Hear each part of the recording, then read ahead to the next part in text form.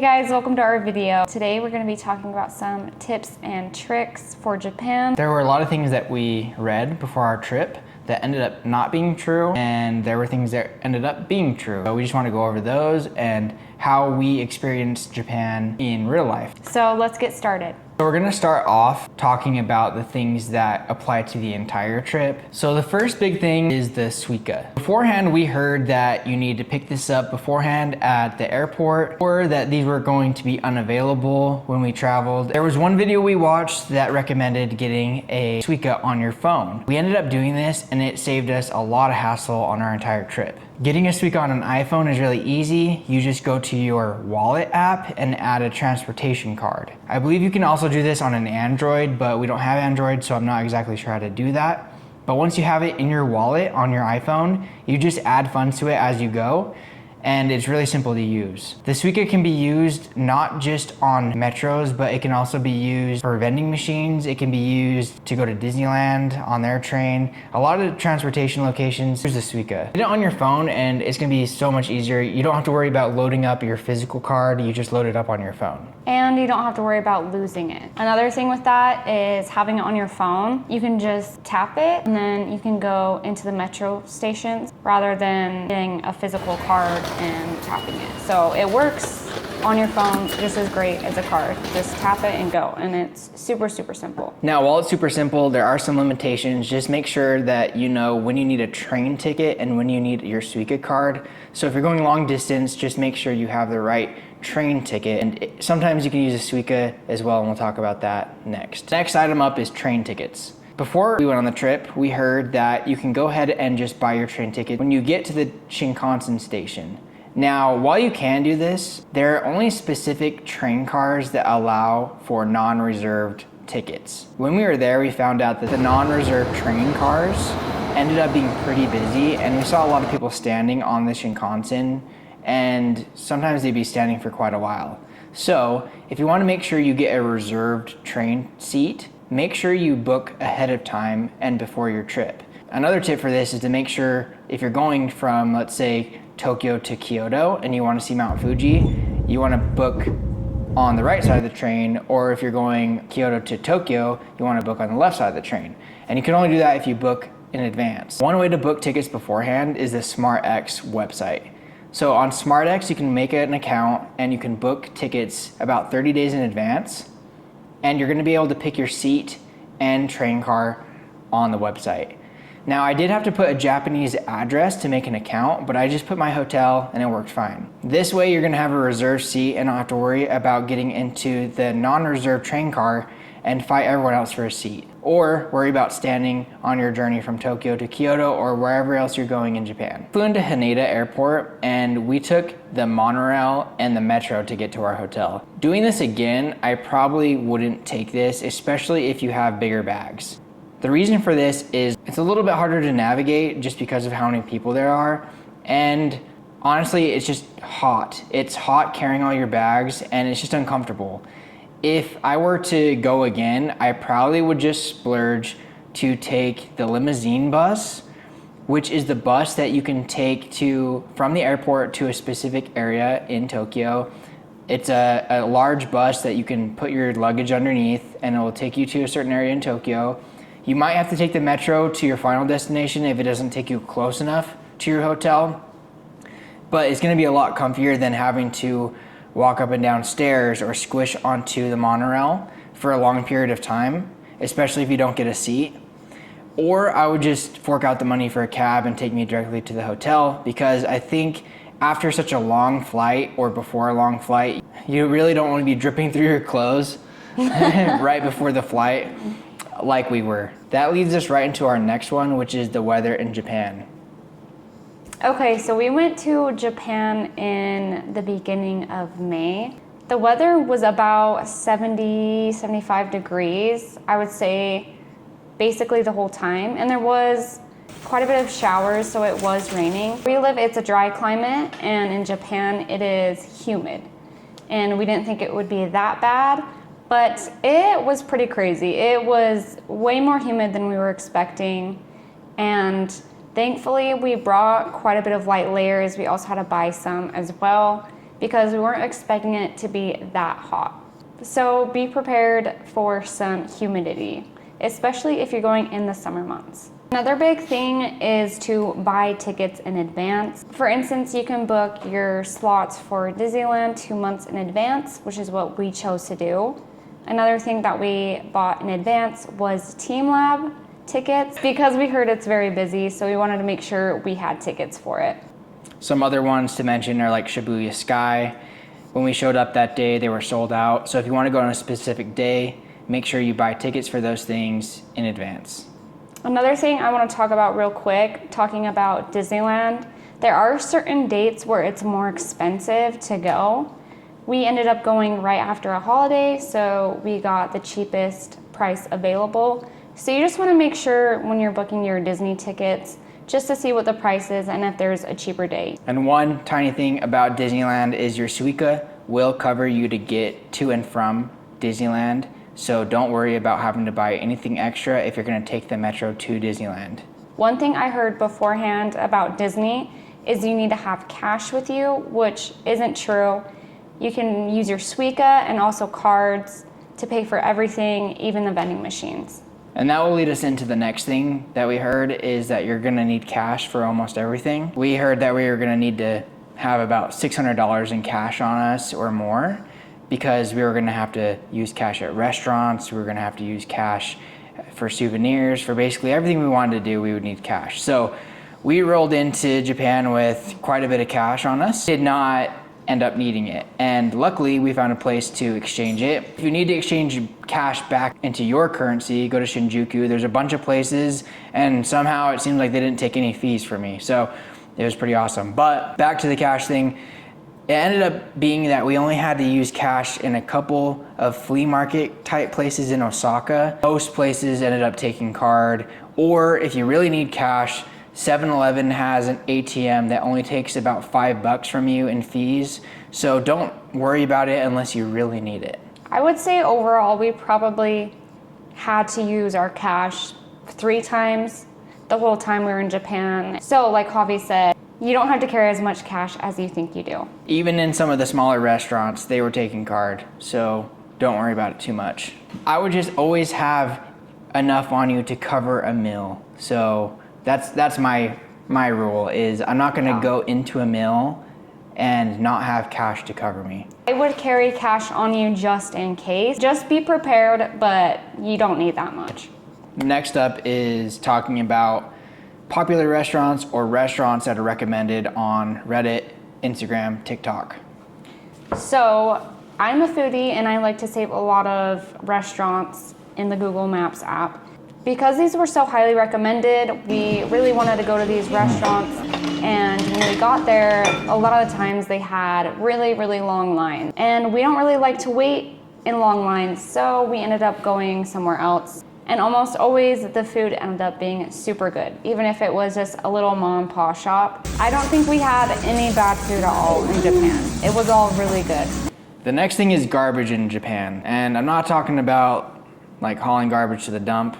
I'm talking about the garbage that you gotta carry around with you, because there's no garbage cans in Japan. So this is something we heard about beforehand. I honestly didn't really believe it, but it is true.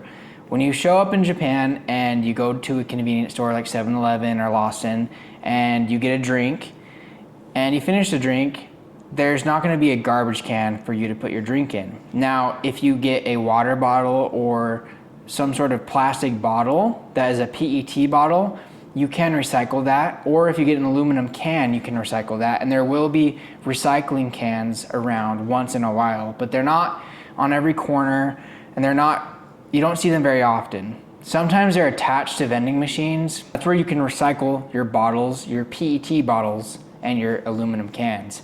But if you get something that has a wrapper on it or some kind of trash, there will be no garbage can for you anywhere unless it's inside the 7-Eleven or inside your hotel room. Now, there are some exceptions. We found a few garbage cans in Japan, but there are not very many of them. So you're gonna need to carry a backpack with you to put your trash in. Even if you're not planning on carrying a backpack at all, you probably should bring one because you're gonna have to put some trash in it. This includes basically any trash you can think of.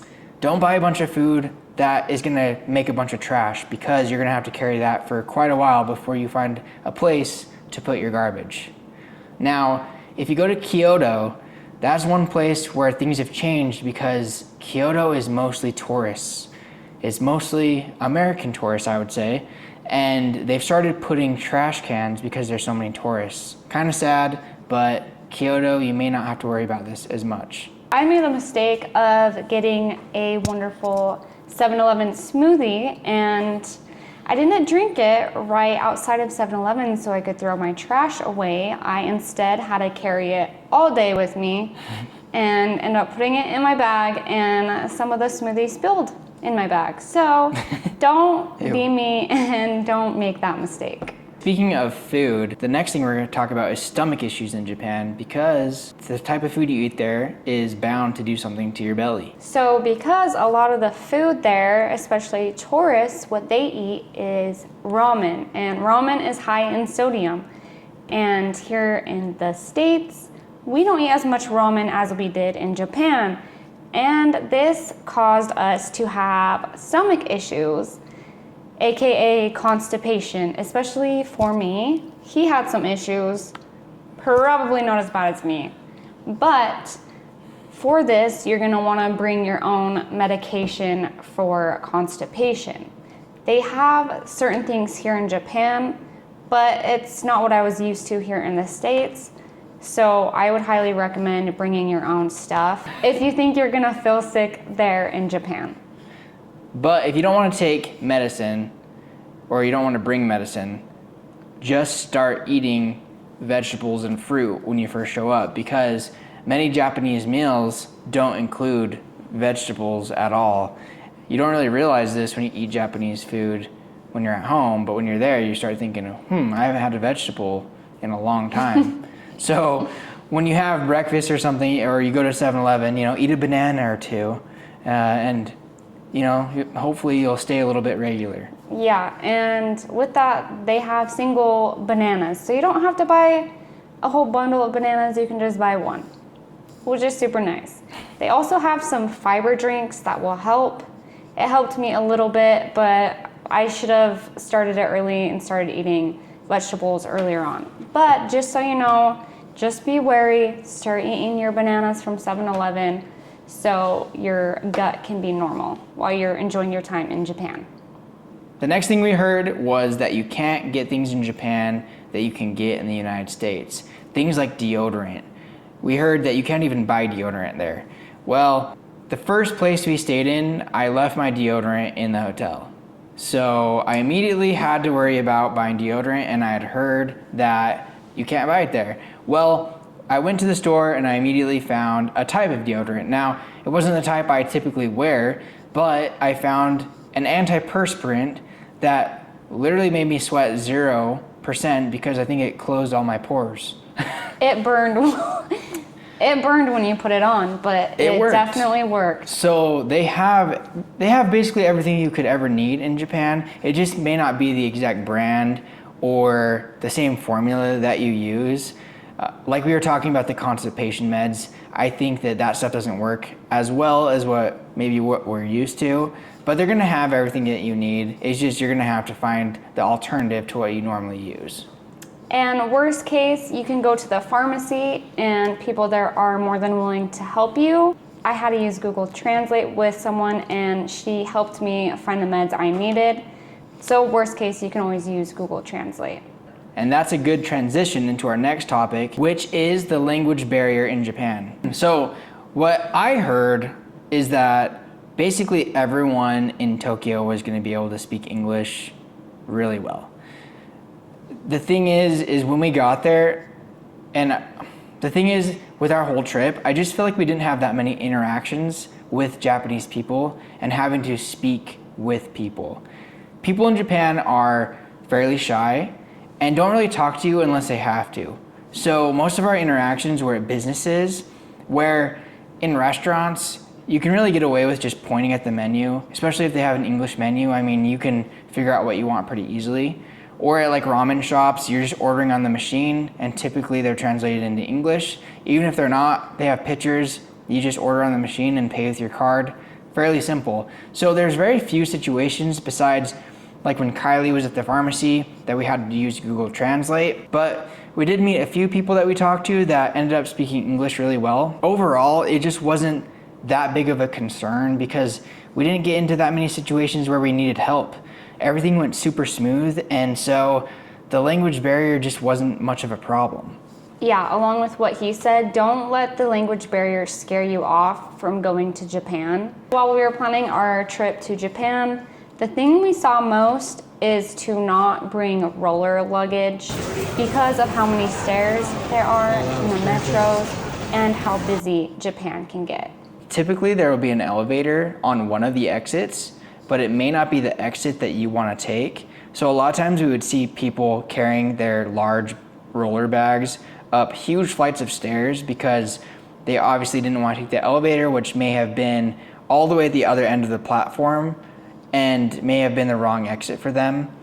Or like on Shinkansens, there would be an elevator, but everyone would be lined up to get on the elevator because everyone had roller bags. So many situations where roller bags seem like a bad idea, including the Shinkansen, where large roller bags were only a good idea if you bought the seat, had space allowance for you to have it in front of you. They really didn't fit overhead, and the normal seats don't have enough room in front of you to have a large roller bag.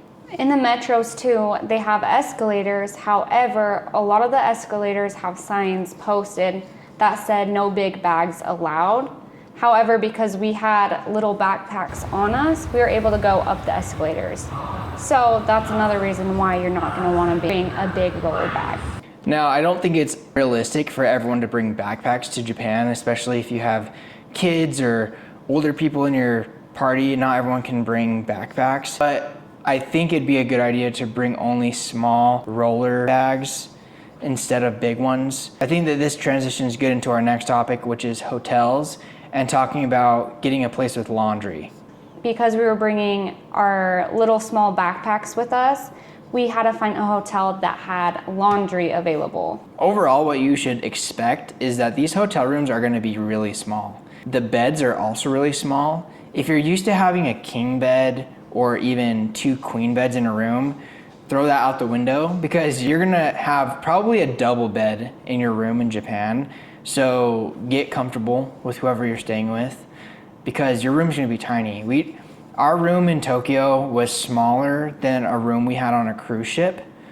So there's not a lot of room for your bags, which is another reason not to bring large bags on your trip to Japan. There's just not room in your hotel room. Now, there are American style rooms in Japan, but your trip to Japan is going to be way more expensive if you pay for one of those rooms. Our rooms cost approximately $80 to $90 a night, and we stayed in nice hotels. But if we were to stay in, let's say, a Marriott with a normal American style room, they were going to be $200 to $300 a night. And when we were staying for 3 weeks, that just didn't make sense. You do have to get used to the small room size, but overall, I think the savings are worth it. The last thing we're going to talk about is just the overall cost of everything. Definitely the most expensive thing about going to Japan is the flight. Once you get there, things are actually a lot cheaper than you would imagine. Obviously, we kind of heard this, but we didn't expect it to be as cheap. We mentioned just a little while ago how much our hotels cost, but the food cost is what's really surprising. The food cost really is inexpensive. Having a bowl of ramen is something like $6. The dollar is really high to the yen right now, so that's part of it, and that's not good for the Japanese people, but if you're traveling there, it is a bonus. Mm-hmm. So that is something to expect when you go there, that you're going to be able to make your money go a long way as far as food. Now, as far as souvenirs, I don't think it really helps. Those kind of items are, I would say, marked up to about normal prices. But it is something that's going to help you on your trip as far as food. Let us know if you guys have any questions or comments on anything we talked about today or something that we might have missed. And thank you again for watching this video, and be sure to like and subscribe.